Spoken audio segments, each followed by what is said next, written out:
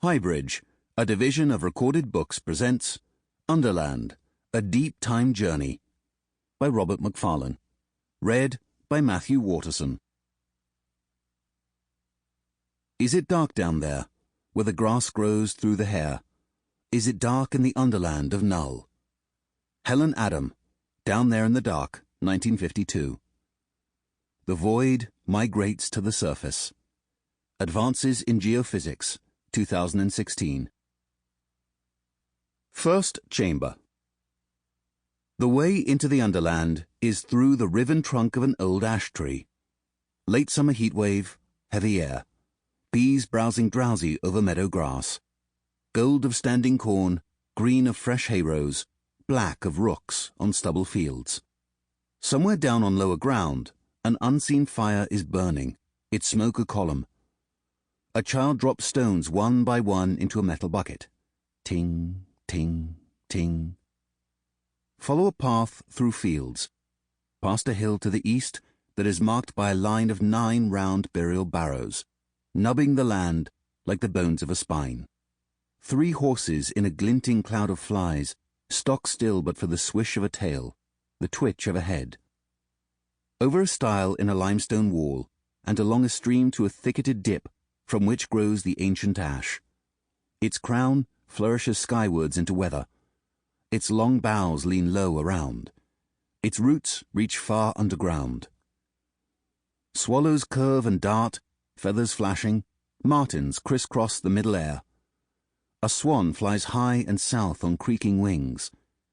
This upper world is very beautiful. Near the ash's base, its trunk splits into a rough rift, just wide enough that a person might slip into the tree's hollow heart, and there drop into the dark space that opens below. The rift's edges are smoothed to a shine by those who have gone this way before, passing through the old ash to enter the Underland. Beneath the ash tree, a labyrinth unfurls. Down between roots to a passage of stone that deepens steeply into the earth. Color depletes to grays, browns, black. Cold air pushes past. Above is solid rock, utter matter. The surface is scarcely thinkable. The passage is taken. The maze builds. Side rifts curl off. Direction is difficult to keep. Space is behaving strangely, and so too is time. Time moves differently here in the Underland. It thickens, pools, flows, rushes, slows. The passage turns again, narrows, and leads into surprising space. A chamber is entered. Sound now booms, resonates. The walls of the chamber appear bare at first, but then something extraordinary happens. Scenes from the Underland start to show themselves on the stone, distant from one another in history, but joined by echoes. In a cave within a scarp of karst, a figure inhales a mouthful of red ochre dust, places its left hand against the cave wall, fingers spread, thumb out, palm cold on the rock, and then blows the ochre hard against the hand's back. There is an explosion of dust, and when the hand is lifted, its ghostly print remains. The stone around, having taken the red of the ochre. The hand is shifted, more dust is blown, and another pale outline is left. Calcite will run over these prints, sealing them in. The prints will survive for more than 35,000 years. Signs of what? Of joy? Of warning? Of art? Of life in the darkness? In the shallow sandy soil of northern Europe, some 6,000 years ago, the body of a young woman, dead in childbirth along with her son, is lowered gently into a grave. Next to her is laid the white wing of a swan. Then onto the wing is placed the body of her son, so that the baby is doubly cradled in death, by the swan's feathers and his mother's arms. A round mound of earth is raised to mark the burial place. The woman, the child, and the white swan's wing. On an island in the Mediterranean 300 years before the founding of the Roman Empire, a metalworker completes the design of a silver coin. The coin's face shows a square labyrinth with a single entrance on its upper edge and a complex path to its center. The walls of the labyrinth, like the rim of the coin, are slightly raised and polished to a sheen. Tooled into the labyrinth's center is the figure of a creature with the head of a bull and the legs of a man, the Minotaur, waiting in darkness for whatever comes next. 600 years later, a young woman sits for a portrait painter in Egypt. She has dressed most handsomely for the sitting. She has strong dark eyebrows and wide dark eyes, almost black. Her hair is pulled back from her forehead by a metal band topped with a gold bead, and she wears a golden scarf and brooch. The painter works with hot beeswax, gold leaf, and colored pigments, layering them onto wood. He is creating the young woman's death image. When she dies, it will be wrapped into the bands of cloth used to mummify her corpse, such that it takes the place of her real face. As her body decays beneath its swaddling, the portrait will remain unaged. It is well to do such things early, when one looks most glowing. Her body will be placed in a necropolis, a city of the dead built at the entrance to a sunken depression of desert, in a buried chamber lined with limestone and covered with quartzite slabs to deter grave robbers, close to vaults that hold the mummified corpses of more than 1 million ibises. Beneath a plateau in southern Africa, late in the 19th century, miners crawl through miles of narrow tunnel, cut deeper underground here than anywhere else on Earth at this time, lugging ore from a sunken reef of gold. Some of these men, who have migrated to the area in their thousands to work, will die soon in rock falls and accidents. More will die slowly of silicosis from breathing the rock dust down there in the killing dark year after year. Here, the human body is largely disposable in the view of the corporations that own the mine and the markets that drive it. A small, unskilled tool of extraction to be replaced when it fails or wears out. The ore the men bring up is crushed and smelted, and the wealth it yields lines the pockets of shareholders in distant countries. In a cave in the foothills of the Indian Himalayas, not long after partition, a young woman meditates 16 hours a day for 75 days. She sits stone still while meditating, save for her mouth, which moves as she murmurs mantras. She emerges most often at night. When it is cloudless, the Milky Way can be seen spilling across the sky above the peaks. She lives on water drunk with cupped hands from a sacred river, and on foraged wild berries and fruits. The mantras, the solitude, and the darkness bring perceptions that are new to her, and she experiences a profound change in her vision. When at last she completes her retreat, she feels vast as the skies, old as the mountains, formless as starlight. 30 years ago, a boy and his father used the claw of a hammer to prise up a floorboard in a house they are soon to leave. They have made a jam jar time capsule. Into the jar the boys placed objects and messages. The die-cast metal model of a bomber aeroplane, the outline of his left hand traced in red ink on plain paper, a self-description for whoever finds the jar. Quite tall for my age, very blonde hair, almost white. Biggest fear, nuclear war. Written in pencil on a notebook page. A stopped watch with luminous hands and dial around which he likes to cup his hands to see the numbers glow. He pours a handful of rice into the jar to absorb moisture, screws the jar's brass lid tightly shut, puts it in its hiding place, and nails the floorboard back down. Deep in an extinct volcano, a tunnel network has been bored above a crustal fault known as Ghost Dance.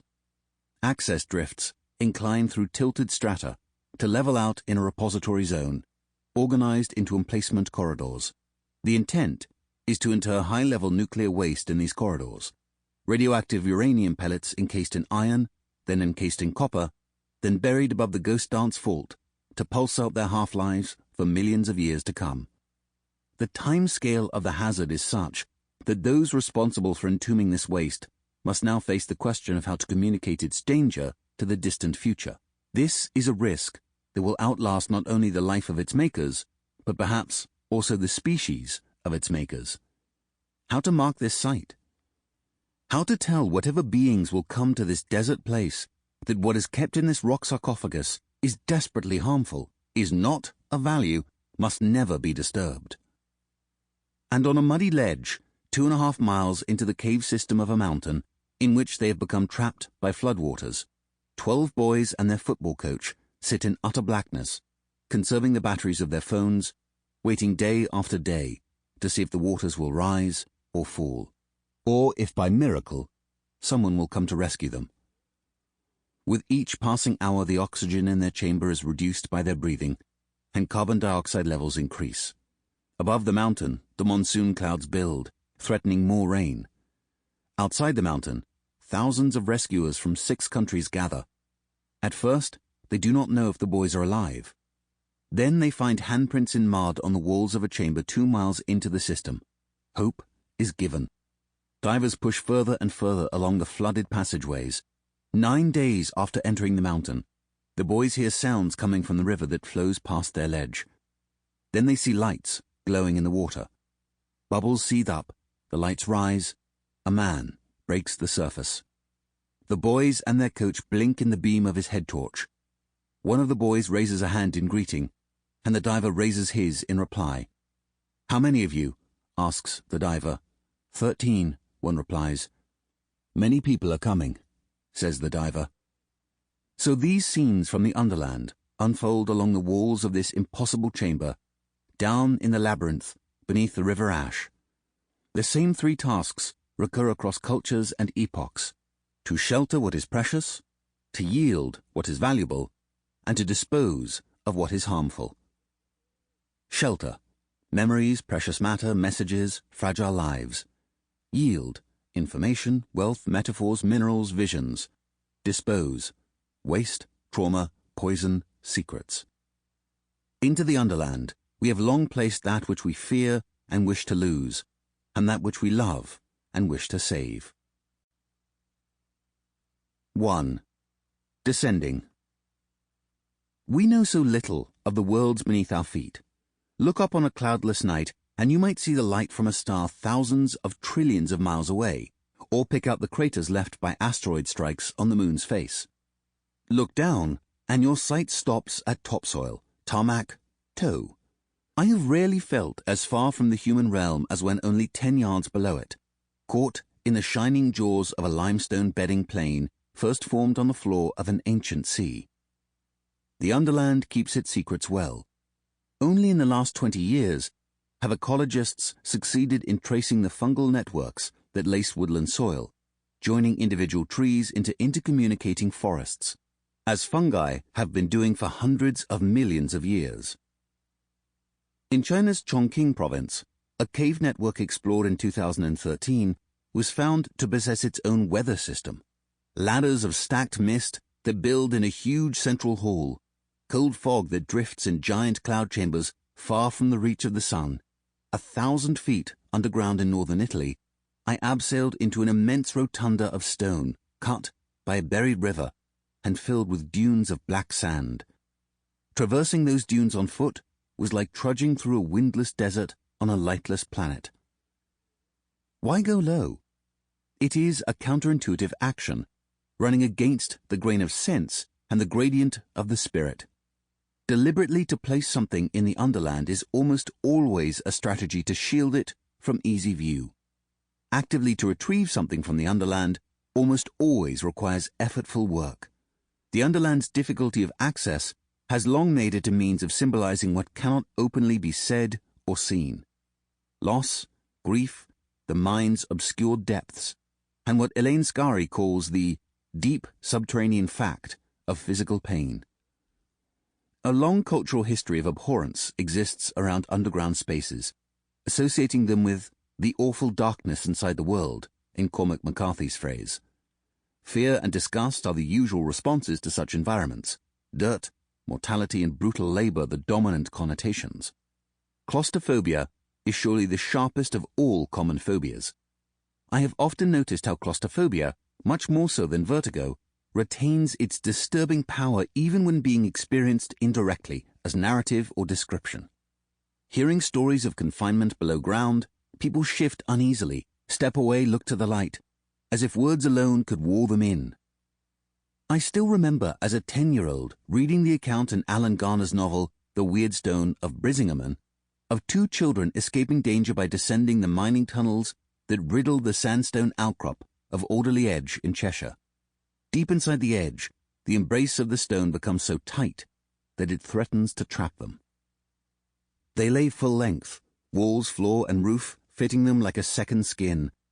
Their heads were turned to one side, for in any other position the roof pressed their mouths into the sand and they could not breathe. The only way to advance was to pull with the fingertips and to push with the toes, since it was impossible to flex their legs at all, and any bending of the elbows threatened to jam the arms helplessly under the body. Then Colin's heels jammed against the roof. He could move neither up nor down, and the rock lip dug into his shins until he cried out with the pain, but he could not move. Those passages took cold grip of my heart, emptied my lungs of air. Rereading them now, I feel the same sensations. But the situation also exerted a powerful narrative traction upon me, and still does. Colin could not move, and I could not stop reading. An aversion to the Underland is buried in language. In many of the metaphors we live by, height is celebrated but depth is despised. To be uplifted is preferable to being depressed or pulled down. Catastrophe literally means a downwards turn, cataclysm a downwards violence. A bias against depth also runs through mainstream conventions of observation and representation. In his book, Vertical, Stephen Graham describes the dominance of what he calls the flat tradition of geography and cartography, and the largely horizontal worldview that has resulted.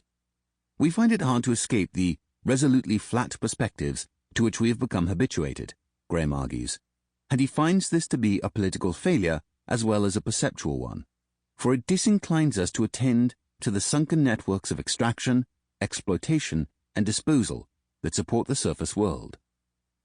Yes, for many reasons we tend to turn away from what lies beneath. But now more than ever we need to understand the Underland. Force yourself to see more flatly, urges Georges Perec in Species of Spaces. Force yourself to see more deeply, I would counter. The Underland is vital to the material structures of contemporary existence, as well as to our memories, myths, and metaphors. It is a terrain with which we daily reckon, and by which we are daily shaped. Yet we are disinclined to recognize the Underland's presence in our lives, or to admit its disturbing forms to our imaginations. Our flat perspectives feel increasingly inadequate to the deep worlds we inhabit, and to the deep time legacies we are leaving. We are presently living through the Anthropocene, an epoch of immense and often frightening change at a planetary scale, in which crisis exists not as an ever-deferred future apocalypse, but rather as an ongoing occurrence experienced most severely by the most vulnerable. Time is profoundly out of joint, and so is place. Things that should have stayed buried are rising up unbidden. When confronted by such surfacings, it can be hard to look away, seized by the obscenity of the intrusion. In the Arctic, ancient methane deposits are leaking through windows in the earth opened by melting permafrost. Anthrax spores are being released from reindeer corpses buried in once frozen soil, now exposed by erosion and warmth. In the forests of eastern Siberia, a crater is yawning in the softening ground, swallowing tens of thousands of trees and revealing 200,000-year-old strata. Local Yakutian people refer to it as a doorway to the underworld. Retreating alpine and Himalayan glaciers are yielding the bodies of those engulfed by their ice decades before. Across Britain, recent heat waves have caused the imprints of ancient structures, Roman watchtowers, Neolithic enclosures, to shimmer into view as crop marks visible from above. Aridity as X-ray, the land's submerged past rising up in parched visitation. Where the river Elbe flows through the Czech Republic, summer water levels have recently dropped so far that hunger stones have been uncovered, carved boulders used for centuries to commemorate droughts and warn of their consequences. One of the hunger stones bears the inscription, "Wenn du mich siehst, dann weine." If you see me, weep. In northwest Greenland, an American Cold War missile base, sealed under the ice cap 50 years ago and containing hundreds of thousands of gallons of chemical contaminants, has begun to move towards the light. The problem, writes the archaeologist Thora Pettersdottir, is not that things become buried deep in strata, but that they endure, outlive us, and come back at us with a force we didn't realize they had, a dark force of sleeping giants, roused from their deep time slumber. Deep time is the chronology of the Underland. Deep time is the dizzying expanses of Earth history that stretch away from the present moment. Deep time is measured in units that humble the human instant, epochs and eons, instead of minutes and years. Deep time is kept by stone, ice, stalactites, seabed sediments, and the drift of tectonic plates. Deep time opens into the future as well as the past. The Earth will fall dark when the sun exhausts its fuel in around 5 billion years. We stand with our toes as well as our heels on a brink. There is dangerous comfort to be drawn from deep time. An ethical lotus-eating beckons. What does our behavior matter when Homo sapiens will have disappeared from the Earth in the blink of a geological eye? Viewed from the perspective of a desert or an ocean, human morality looks absurd, crushed to irrelevance. Assertions of values seem futile. A flat ontology entices. All life is equally insignificant in the face of eventual ruin. The extinction of a species or an ecosystem scarcely matters in the context of the planet's cycles of erosion and repair. We should resist such inertial thinking. Indeed, we should urge its opposite. Deep time as a radical perspective, provoking us to action, not apathy. For to think in deep time can be a means not of escaping our troubled present, but rather of reimagining it, countermanding its quick greeds and furies with older, slower stories of making and unmaking. At its best, a deep time awareness might help us see ourselves as part of a web of gift, inheritance, and legacy stretching over millions of years past and millions to come, bringing us to consider what we are leaving behind for the epochs and beings that will follow us. When viewed in deep time, things come alive that seemed inert. New responsibilities declare themselves. A conviviality of being leaps to mind and eye. The world becomes eerily various and vibrant again. Ice breathes, rock has tides, mountains ebb and flow, stone pulses. We live on a restless earth. The oldest of Underland stories concerns a hazardous descent into darkness in order to reach someone or something consigned to the realm of the dead. A variant to the Epic of Gilgamesh, written around 2100 BC in Sumeria, tells of such a descent, made by Gilgamesh's servant, Enki, to the netherworld, on behalf of his master to retrieve a lost object. Enki sails through storms of hailstones that strike him like hammers. His boat trembles from the impact of waves that attack it like butting turtles and lions, but still he reaches the netherworld. There, however, he is promptly imprisoned, only to be freed when the young warrior Utu opens a hole to the surface and carries Enki back out on a lofting breeze. Up in the sunlight, Enki and Gilgamesh embrace, kiss, and talk for hours. Enki has not retrieved the lost object, but he has brought back precious news of vanished people. "Did you see my little stillborn children who never knew existence?" asks Gilgamesh desperately. "I saw them," answers Enki. Similar stories recur throughout world myth. Classical literature records numerous instances of what in Greek were known as the katabasis, a descent to the underland, and the nekia, a questioning of ghosts, gods, or the dead about the earthly future. Among them, Orpheus's attempt to retrieve his beloved Eurydice from Hades, and Aeneas's voyage, led by the Sibyl protected by the golden bough to seek counsel with the shade of his father. The recent rescue of the Thai footballers from their lonely chamber far inside a mountain was a modern catabasis. The story seized global attention in part because it possessed the power of myth. What these narratives all suggest is something seemingly paradoxical, that darkness might be a medium of vision, and that descent may be a movement towards revelation rather than deprivation. Our common verb, to understand, itself bears an old sense of passing beneath something in order fully to comprehend it. To discover is to reveal by excavation, to descend and bring to the light, to fetch up from depth. These are ancient associations. The earliest known works of cave art in Europe, taking the form of painted ladders, dots, and hand stencils on the walls of Spanish caves, have been dated to around 65,000 years ago, some 20,000 years before Homo sapiens are believed to have first arrived in Europe from Africa. Neanderthal artists left these images. Long before anatomically modern humans reached what is now Spain, writes one of the archaeologists responsible for the dating of this art, people were making journeys into the darkness. Underland is a story of journeys into darkness and of descents made in search of knowledge. It moves over its course from the dark matter formed at the universe's birth to the nuclear futures of an Anthropocene to come. During the deep time voyage undertaken between those two remote points, the line about which the telling folds is the ever-moving present. Across its chapters, in keeping with its subject, extends a subsurface network of echoes, patterns, and connections. For more than 15 years now, I have been writing about the relationships between landscape and the human heart. What began as a wish to solve a personal mystery, why I was so drawn to mountains as a young man that I was, at times, ready to die for love of them, has unfolded into a project of deep mapping carried out over 5 books and around 2,000 pages. From the icy summits of the world's highest peaks, I have followed a downwards trajectory to what must surely be a terminus, exploring the stories of place that lie beneath the surface. The descent beckons as the ascent beckoned, wrote William Carlos Williams in a late poem. It has taken me until the second half of my life to understand something of what Williams meant. In the Underland, I have seen things I hope I will never forget, and things I wish I had never witnessed.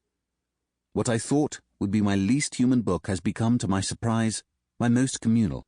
If the image at the center of much that I have written before is that the walker's placed and lifted foot, the image at the heart of these pages is that of the opened hand, extended in greeting, compassion, or the making of a mark.